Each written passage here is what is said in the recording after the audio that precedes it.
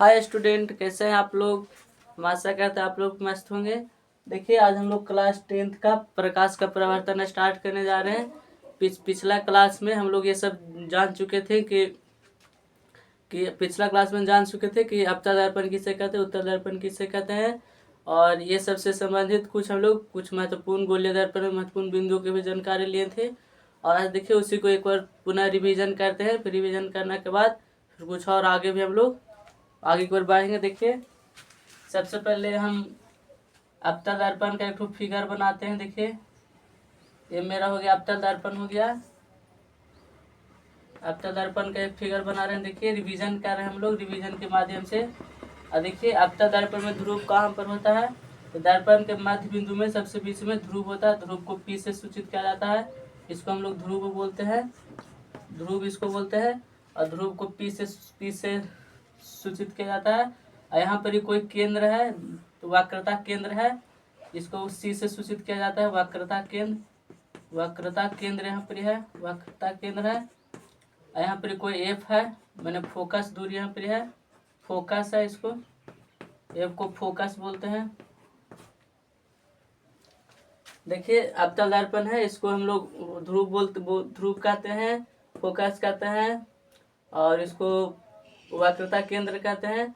और देखिए, यहाँ से यहाँ तक जब लाइन इसको जब यहाँ से यहाँ खींच दिए ना, यही हो गया मेरा प्रधान अक्ष, इसको बोलते हैं, इसको हम लोग प्रधान अक्ष बोलते हैं, प्रधान अक्ष इसको कहते हैं, प्रधान अक्ष। और देखिए, दर्पण का द्वारा किसे कहते हैं। देखिए, दर्पण जितना चौड़ाई रहेगा उसी को हम लोग दर्पण का द्वारा कहते हैं। दर्पण जितना चौड़ाई है उसी को हम लोग दर्पण का द्वारा कहते हैं। देख लीजिए, एक बार इसको देख लीजिए। फिर आज हम लोग नया टॉपिक स्टार्ट करेंगे कि अवतल दर्पण को अभिसारी दर्पण क्यों कहा जाता है। एक बार इसको देखिए पुनः इसको, अब इसको हम लोग मिटा रहे हैं, फिर स्टार्ट करेंगे।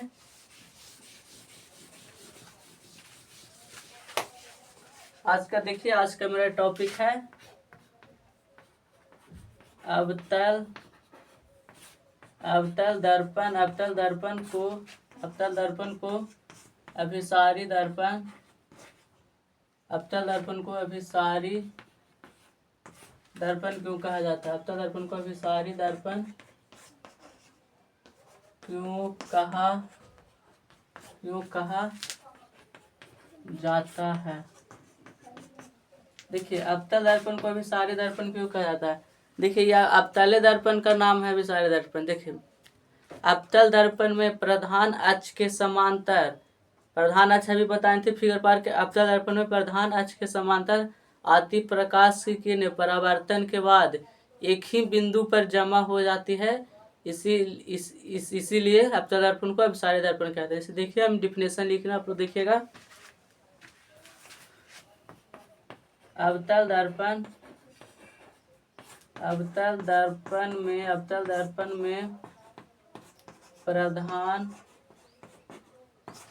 में प्रधान अक्ष के समांतर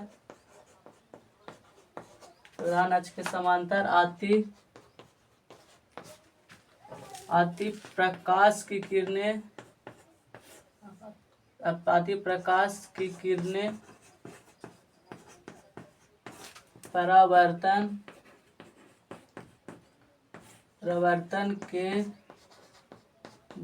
प्रवर्तन के बाद एक ही बिंदु पर परावर्तन के बाद एक ही बिंदु पर जमा हो जाती है, इसलिए अवतल दर्पण को अभिसारी दर्पण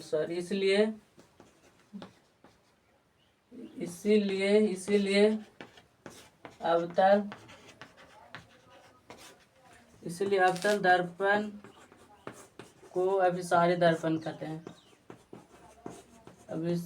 इसलिए अवतल दर्पण को अभिसारी दर्पण कहते हैं। देखिए, अवतल दर्पण को अभिसारी दर्पण क्यों कहते हैं। देखिए, अवतल दर्पण में प्रधान अक्ष के समांतर आती प्रकाश की किरणें परावर्तन के बाद एक ही बिंदु पर जमा हो जाती है, इसलिए अवतल दर्पण को अभिसारी दर्पण कहते हैं। एक बार इसको देखिए। देखिए हम आप लोग का फिगर के माध्यम से थोड़ा सा समझा रहे हैं, आप लोग समझिएगा। देखिए फिगर, सबसे पहले अपतल दर्पण का एक तो फिगर पाते हैं, देखिएगा अपतल दर्पण का फिगर पा रहे हैं। ये मान लीजिए मेरा अपतल दर्पण है, देखिए अपतल दर्पण का ये फिगर हो गया।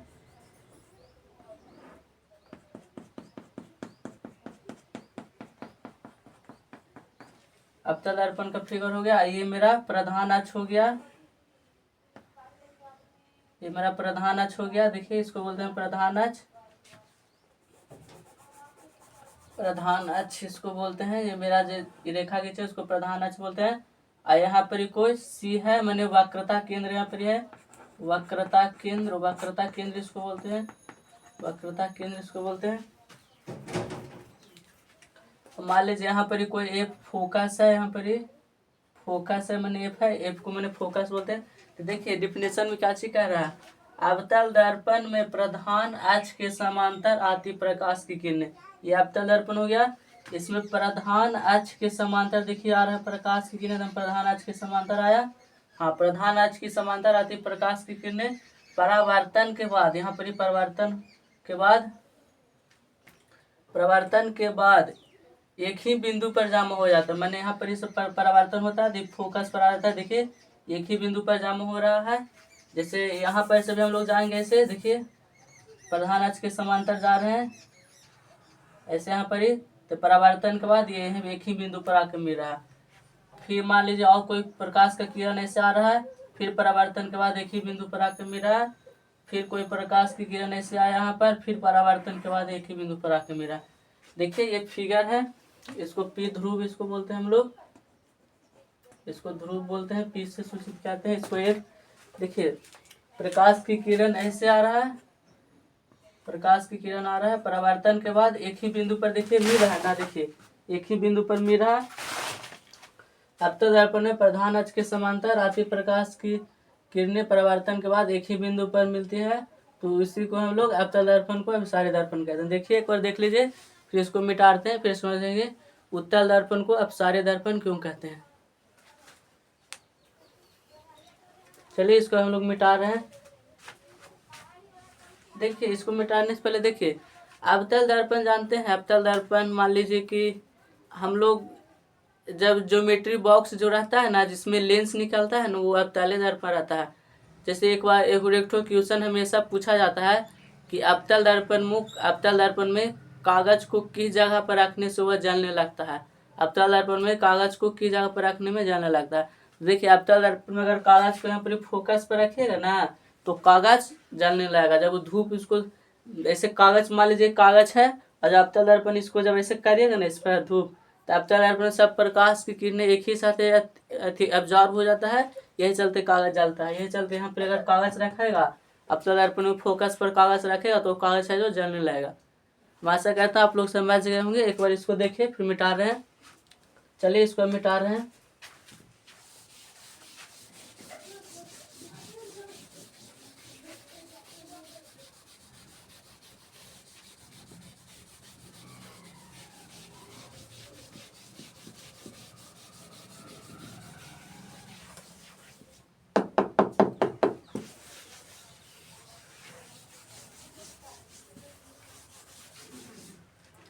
अब देखिए मेरा नेक्स्ट टॉपिक है उत्तल, उत्तल दर्पण को अपसारी दर्पण क्यों कहा जाता है। अपसारी, उत्तल दर्पण को अपसारी दर्पण क्यों कहा जाता है।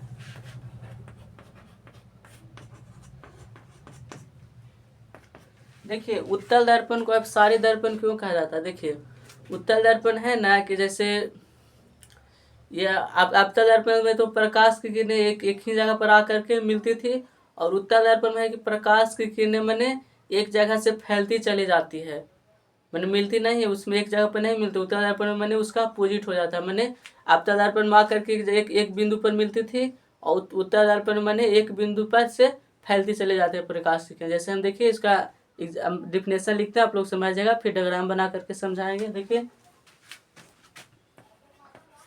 उत्तल दर्पण में प्रधान अक्ष के समांतर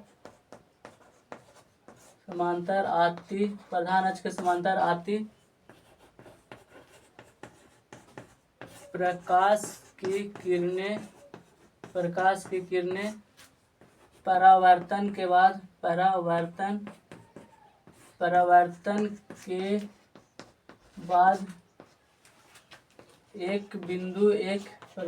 बाद एक बिंदु से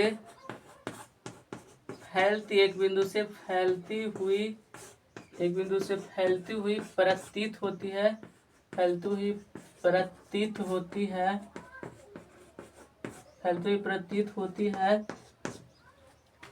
इसीलिए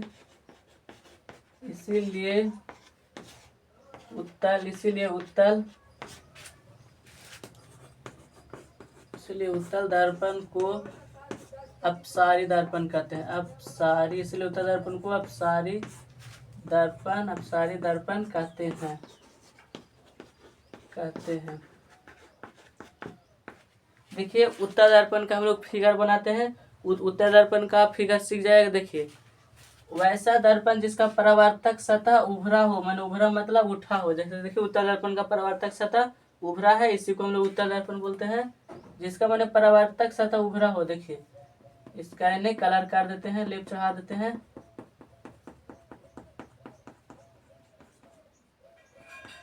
देखिए यहाँ पर मान लीजिए यहाँ पर कोई मेरा ध्रुव है,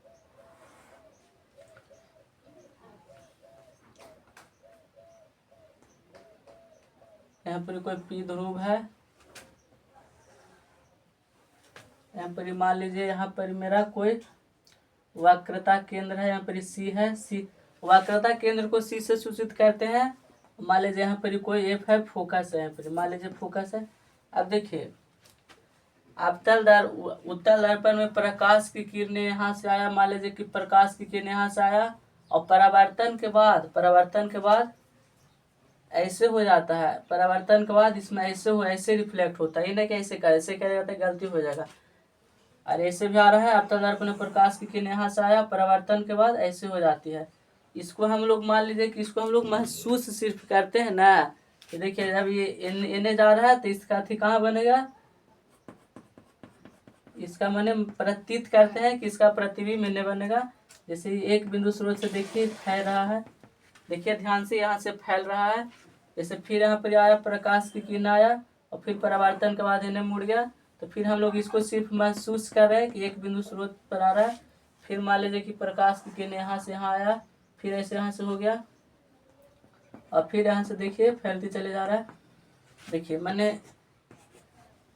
फैल रहा है, इसमें देखिए कि प्रकाश की किरणें एक बिंदु से फैलती चली जा रही है। यहाँ से मैंने अब उत्तल दर्पण में प्रकाश की किरणें फैलती चले जा रही है। अवतल दर्पण में प्रकाश की किरणें एक बिंदु पर आकर के मिलती है।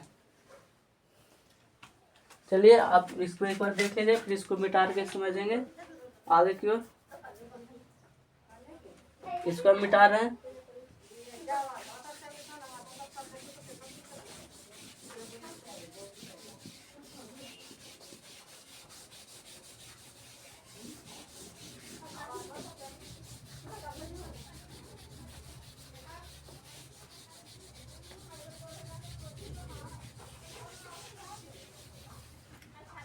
देखिए मेरा नेक्स्ट टॉपिक है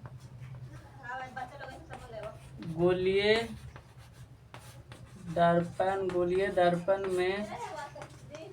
दर्पण में बनने वाले किरण आरेख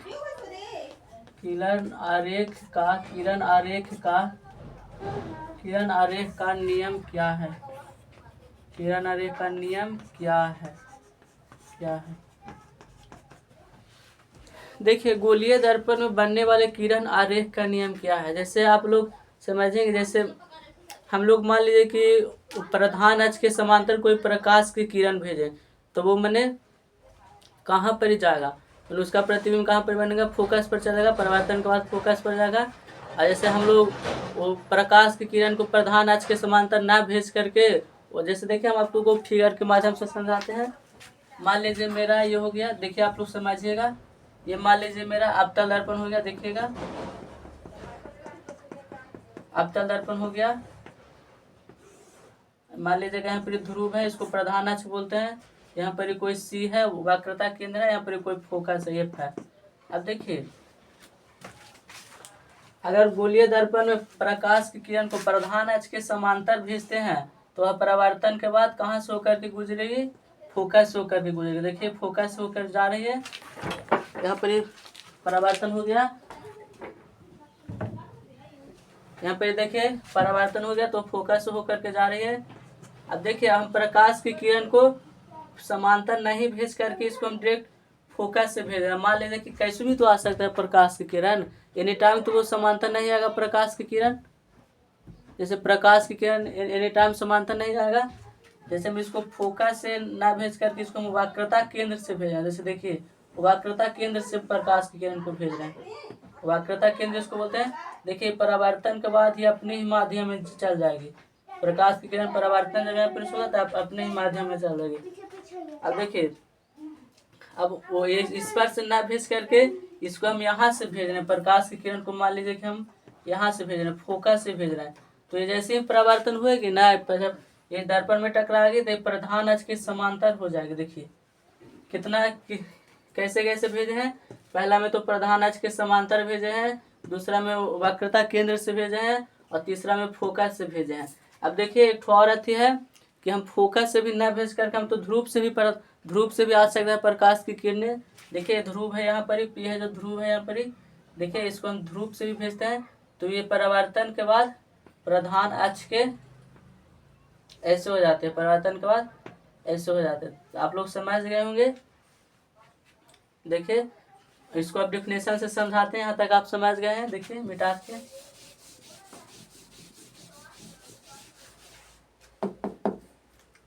गोलीय दर्पण में बनने वाले किरण आरेख का नियम क्या है। देखिए गोलीय दर्पण में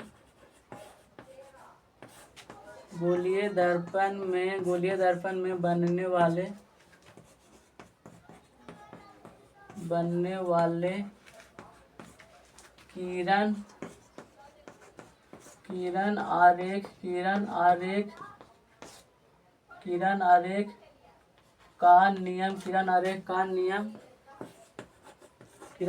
का नियम चार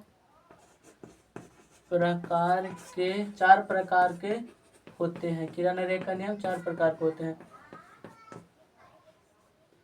देखिए पहला नियम, देखिए पहला नियम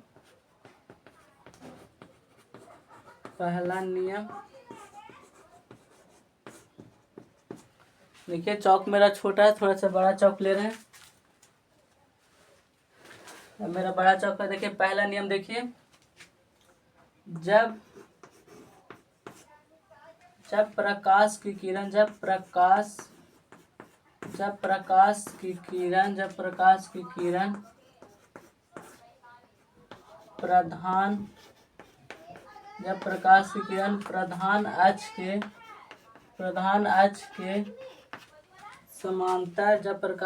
प्रधान अक्ष के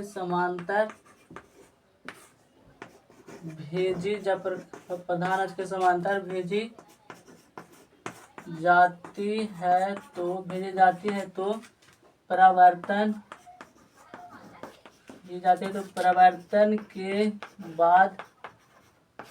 परावर्तन के बाद फोकस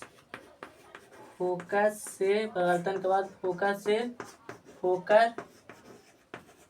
होकर गुजरेगी। देखिए हम अब फिगर बना करके आपको समझा रहे हैं फिगर के माध्यम से। मान लीजिए मेरा ये अवतल दर्पण हो गया, और ये मान लीजिए मेरा प्रधान अक्ष हो गया, यहाँ पर कोई सी है, यहाँ पर एफ है, एफ मतलब कोई फोकस है यहाँ पर ही। अब देखिए अब अथी से चलते हैं। देखिए पहला नियम के अनुसार जब प्रकाश की किरण प्रधान अक्ष के समांतर भेजी जाती है, मान लीजिए कि हम प्रकाश की किरण प्रधान अक्ष के समांतर भेजे हैं। देखिए प्रकाश की किरण प्रधान अक्ष के समांतर भेजे हैं, तो वह परावर्तन के बाद फोकस होकर गुजरेगी। जैसे यहाँ पर परावर्तन हुआ तो इसको फोकस होकर के जाएगी।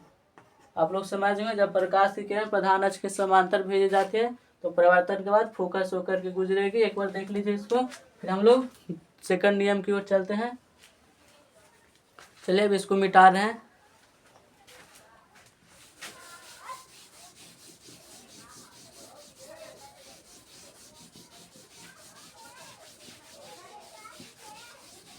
ये पूरे को मिटा देते हैं, फिर हम लोग समझ जाएंगे।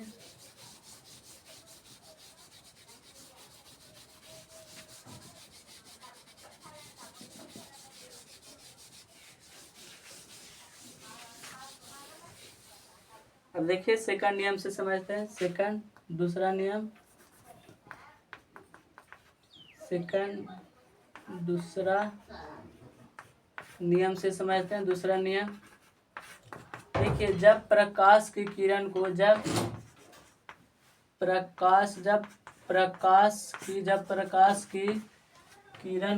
प्रकाश की किरण को वक्रता केंद्र से भेजी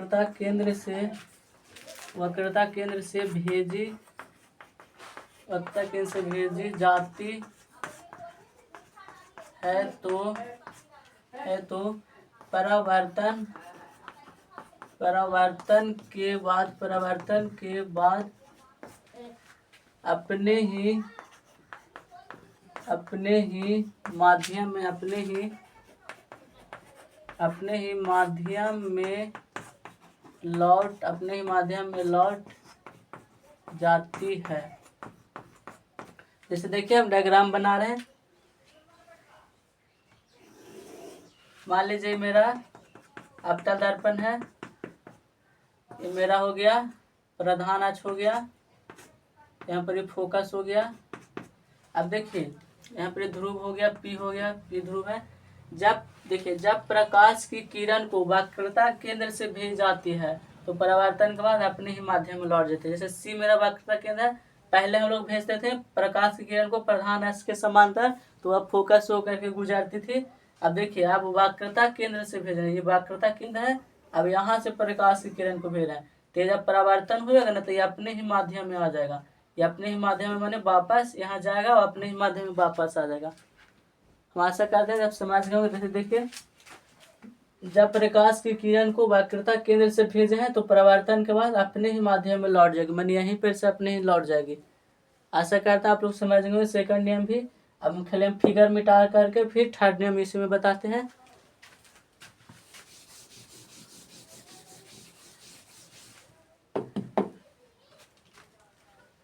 देखिए थर्ड नियम, तीसरा नियम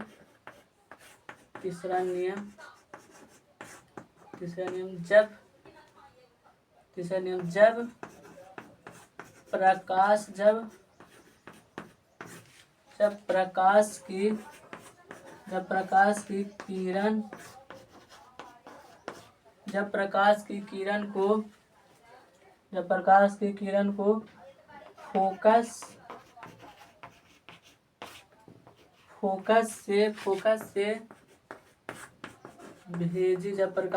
को फोकस से भेजी जाती है तो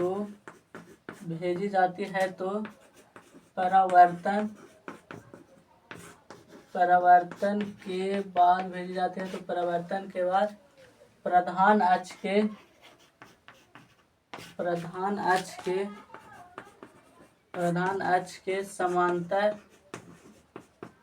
के समांतर हो जाती है। देखिए इसको हम फिगर्स के माध्यम से समझा रहे हैं आपको। मान लीजिए मेरा दर्पण हो गया,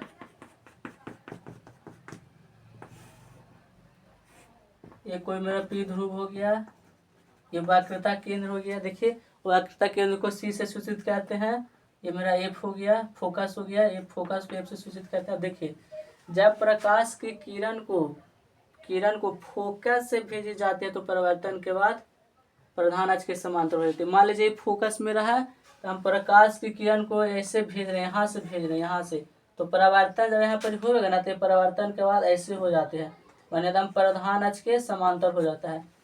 देखिए जब प्रकाश की किरण को हम लोग भेजे हैं फोकस से भेजे जाते हैं तो परावर्तन के बाद प्रधान अक्ष के देखिए एकदम समांतर हो गया। इसी को हम लोग तीसरा नियम कहते हैं। और एक ठो नियम रह गया चौथा नियम, उसको हम लोग बताते हैं। एक बार इसको देखिए फिर इसको मिटा देंगे।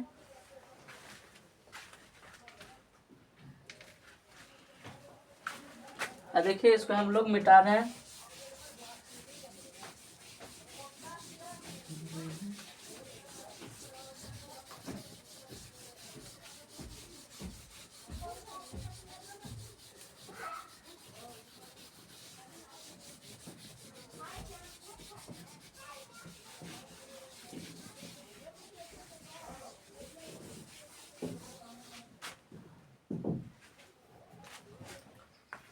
तीसरा नियम,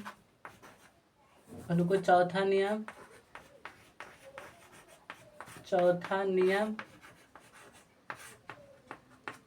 देखिए चौथा नियम, जब प्रकाश की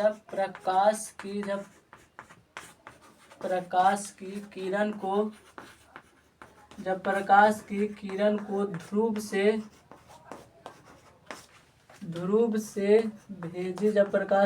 ध्रुव से भेजी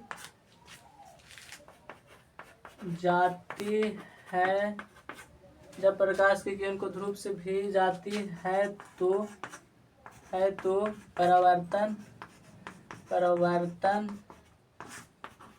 के बाद ध्रुव से भेजे जाते हैं तो परावर्तन के बाद आपतन कोण बराबर परावर्तन के बाद आपतन कोण बराबर परावर्तन कोण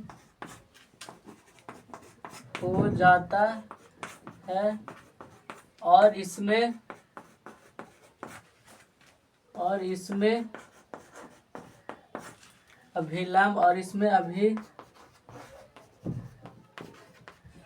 अभिलंब का कार्य प्रधान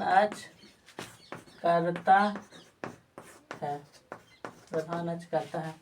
जैसे देखिए इसका हम चित्र के माध्यम से समझा दे रहे हैं। मान लीजिए मेरा ये फिगर, ये मेरा अवतल दर्पण हो गया। देखिए अवतल दर्पण हो गया, आप लोग सब समझ गए। ध्रुव हो गया, ये वक्रता केंद्र हो गया, ये मेरा एफ हो गया, फोकस हो गया। अब देखिए जब प्रकाश की किरण को ध्रुव से भेजी जाती है तो परावर्तन के बाद आपतन कोण बराबर परावर्तन कोण हो जाता है। जैसे देखिए प्रकाश की किरण को हम न वक्रता केंद्र से भेज सकते हैं, न यहाँ से, एक ध्रुव से भेजा। देखिए ध्रुव से भेजा जाता है। देखिए ये डायरेक्ट ऐसे भेजते हैं तो ये डायरेक्ट ऐसे यहाँ से रिफ्लेक्ट होके ऐसे आ जाता है, ध्रुव से भेज रहा है। और देखिए इसमें देखिए ये आपतन कोण हो गया, ये परावर्तन को। जैसे आपको हम एक ठो समझाए थे एकदम शुरुआत में। जैसे मेरा देखिए शुरुआत से थोड़ा सा समझाते हैं तो समझ में आ जाएगा। देखिए ये मेरा हो गया, इसको क्या बोलते हैं, इसको परावर्तक सतह बोलते हैं, परावर्तक सतह इसको बोलते हैं। अब देखिए परावर्तक सतह पर आने वाले किरण को क्या कहते हैं, आपतित किरण। यहाँ पर आया आपतित किरण, इसको आपतित किरण बोलते हैं। इसको से टकरा कर जाने वाली किरण को परावर्तित किरण कहते हैं। देखिए आपतित किरण हो गया, इसको परावर्तित किरण कहते हैं। और देखिए और बीच में मेरा क्या होता है, बीच में मेरा अभिलंब होता है, अभिलंब इसको बोलते हैं, इसको अभिलंब, इसको आपतित किरण, इसको परावर्तित किरण, इसको अभिलंब कहते हैं। अब देखिए यही वाला ना, यहाँ पे देखिए तो यही वाला है ना, इसको अगर हम लोग ऐसे पलट देंगे, इसको अगर ऐसे पलटेंगे तो ये आएगा ना। देखिए तो यहाँ पे आपतन कोण बराबर परावर्तन कोण हो जाएगा। यही चलते इसमें चौथा नियम यही कह रहा है कि जब प्रकाश की किरण को ध्रुव से भेजा जाता है तो परावर्तन के बाद आपतन कोण बराबर परावर्तन कोण, माने आपतन कोण बराबर परावर्तन कोण होता है, आई बराबर आर होता है। देखिए इसको बराबर ये हो जाएगा। इसमें अभिलंब का कार्य क्या चीज कर रहा है, प्रधान अक्ष कार्य, इसमें अभिलंब का कार्य। देखिए आप लोग समझ गए होंगे। इसको मिटा रहे हैं, एक बार इसको देखिए फिर इसको हम लोग इरेज कर देंगे। चलिए इसको मिटा रहे हैं।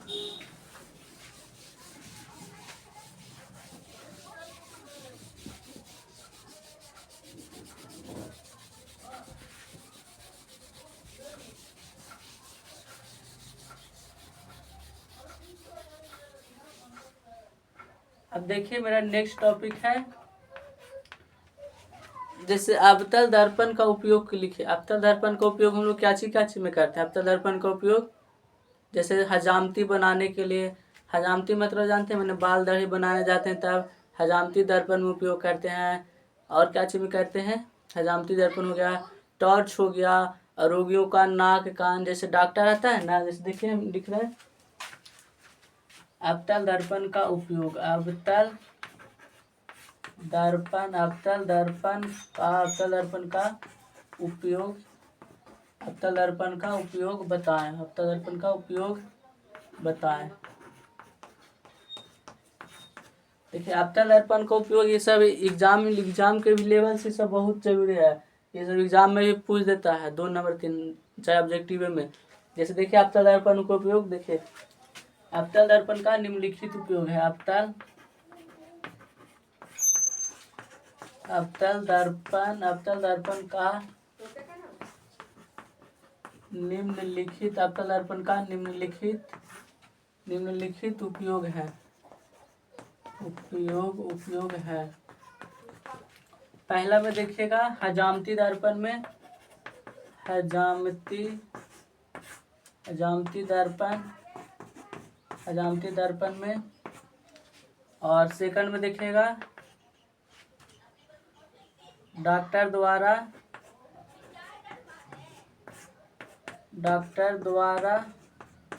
रोगियों के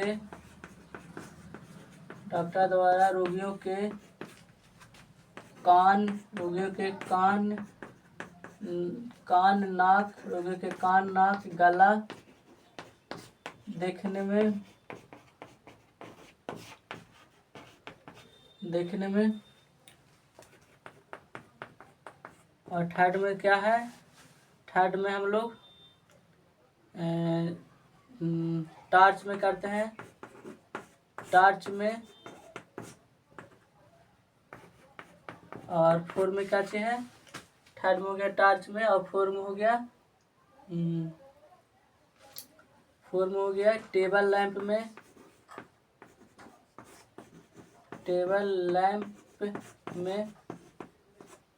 और फाइव में हो गया गाड़ी के हेडलाइट में। देखिए गाड़ी के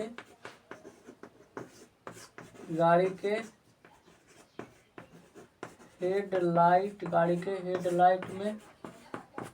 देखिए इतना नहीं पूछता है, मैंने बोल देगा कि अवतल दर्पण के 2 उपयोग बताएं, बस 2 चाहे 3 पूछेगा, हम आपको 5 बता दिए हैं। अवतल दर्पण का उपयोग निम्नलिखित होता है हजामती दर्पण में, जहाँ हम लोग बाल दाढ़ी बनाने जाते हैं, बाल केस, तो वहाँ देखिएगा था इतना छोटा छोटा रहेगा, उसमें और बड़ा बड़ा दिखाई पड़ता है, उसी को हजामती दर्पण बोलते हैं। देखिए डॉक्टर द्वारा रोगियों के नाक कान गला देखने में, जैसे मान लीजिए कि कोई बच्चा चाहे कोई कुछ अटक गया गला में, चाहे नाक कान में कुछ दिक्कत है, तो डॉक्टर जो लेंस से देखता है ना, वो अवतल दर्पण आता है, वो अवतल दर्पण द्वारा देखता है। चाहे ऑपरेशन करता है तो ऑपरेशन में बहुत ही पतला नस रहता है, तो ऐसे नहीं दिखाई पड़ता है, यह चलते वो डॉक्टर द्वारा अवतल दर्पण का उपयोग करके देखता है और अच्छा से ऑपरेशन किया जाता है अवतल दर्पण का ही। और देखिए टॉर्च, हम लोग जो टॉर्च बारते हैं, टॉर्च के जो आगे रहता है बॉल में वो लेंस रहता है ना, वो अवतल दर्पण का रहता है, टॉर्च में भी अवतल दर्पण रहता है। और देखिए टेबल लैंप जहाँ से हम लोग लैंप टेबल में रहते हैं, वो भी अवतल दर्पण रहता है। और देखिए गाड़ी के हेडलाइट में, गाड़ी हो गया, बड़ा बड़ा ट्रक उरक हो गया, बस उस हो गया, टेम्पू उम्पू, मैंने ये सब के हेडलाइट में अवतल दर्पण रहता है। इसको एक बार देखिए, फिर इसको मिटा देंगे।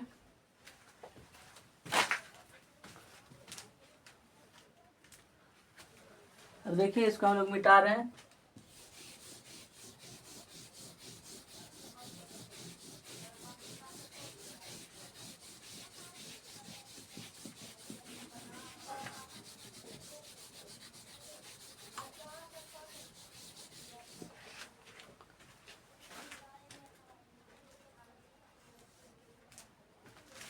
तो देखिए हम लोग समझेंगे अवतल दर्पण और उत्तल दर्पण में अंतर बताएं। देखिए ये भी एग्जाम के लेवल से बहुत ही महत्वपूर्ण है। देखिए क्वेश्चन है मेरा, अवतल दर्पण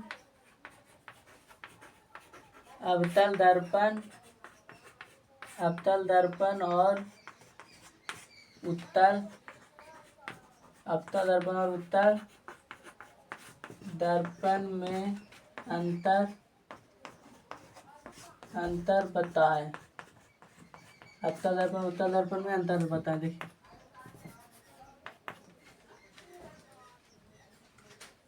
लिख दीजिएगा थोड़ा सा यहाँ पर, अवतल दर्पण उत्तल दर्पण में निम्नलिखित अंतर है।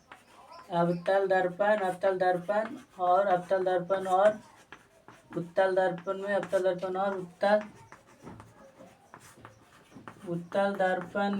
दर्पण में निम्नलिखित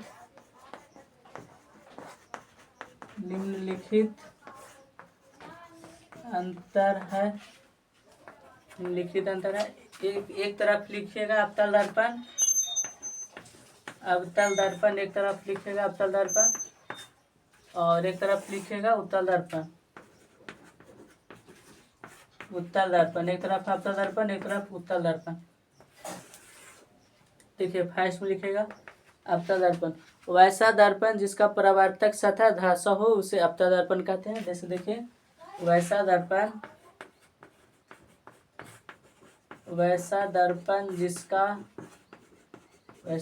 जिसका परावर्तक सतह धसा हो उसे वैसा दर्पण जिसका परावर्तक सतह धसा उसे अवतल दर्पण कहते उसे अवतल दर्पण कहते हैं। देखिए उत्तल दर्पण, वैसा दर्पण जिसका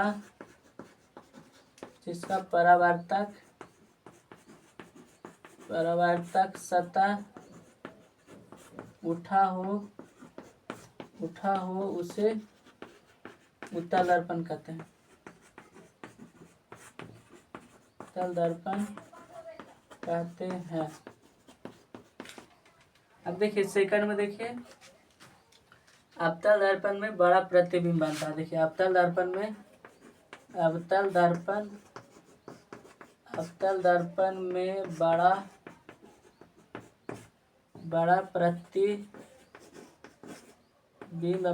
बड़ा प्रतिबिंब बनता है।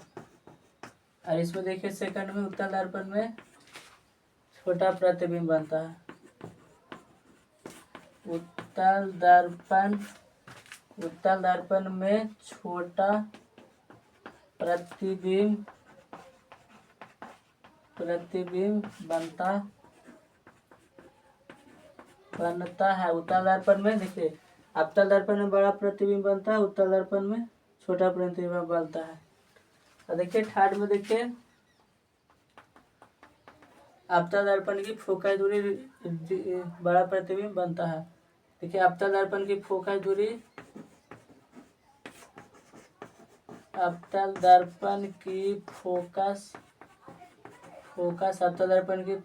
दूरी ऋणात्मक होती है।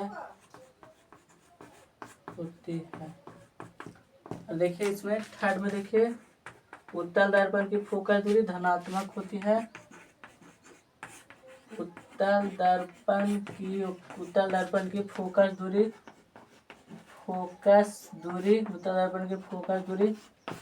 धनात्मक होती है।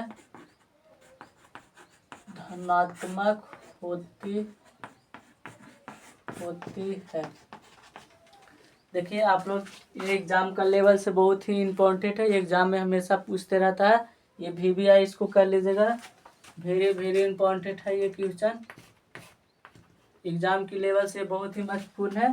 तो फिर इसका पीछे वाला भी बताए थे जे देखिए अवतल दर्पण और उत्तल दर्पण में अंतर बता। देखिए अवतल दर्पण उत्तल दर्पण में निम्नलिखित अंतर है।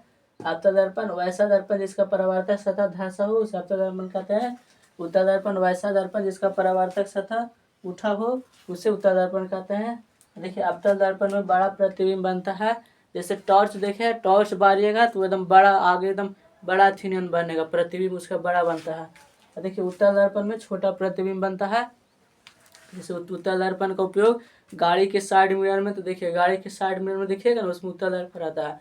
उसमें अपना चेहरा देखिएगा ना, तो इतना बड़ा चेहरा है, तो उसमें छोटा प्रतिबिंब दिखाएगा, उसमें छोटा प्रतिबिंब दिखाएगा। और आपतन दर्पण में देखिएगा जहाँ हम लोग हजामती बनाने जाते हैं उसमें बड़ा चेहरा दिखा देगा, बड़ा बड़ा दिखा देगा। ये चलते बड़ा बड़ा ट्रक व्रक भी रहता है जो गाड़ी के एकदम इतना सो गाड़ी के उत्तल दर्पण में एकदम अट जाता है, एकदम छोटा के माध्यम में दिखाई देता है, अट जाता है। इसी तरह आपका उत्तल दर्पण में छोटा प्रतिबिंब बनता है। देखिए आपतन दर्पण की फोकस दूरी ऋणात्मक होती है, उत्तल दर्पण की फोकस दूरी धनात्मक होती है। माना आपतन दर्पण में फोकस दूरी है वो होता है ऋणात्मक और उत्तल दर्पण की फोकस दूरी होता है धनात्मक। आशा करते हैं आप लोग समझ गएंगे। एक बार इसको देख लीजिए। आज तक हम लोग यहाँ तक रखते हैं और कल हम लोग फिर मिलेंगे इसी टाइम। और आज तक यहाँ तक रखते हैं। Bye bye, see you. फिर कल मिलते हैं। अगर मेरा चैनल अच्छा लगा होगा तो लाइक सब्सक्राइब कर दें और दोस्तों के पास शेयर कर दें। बाय।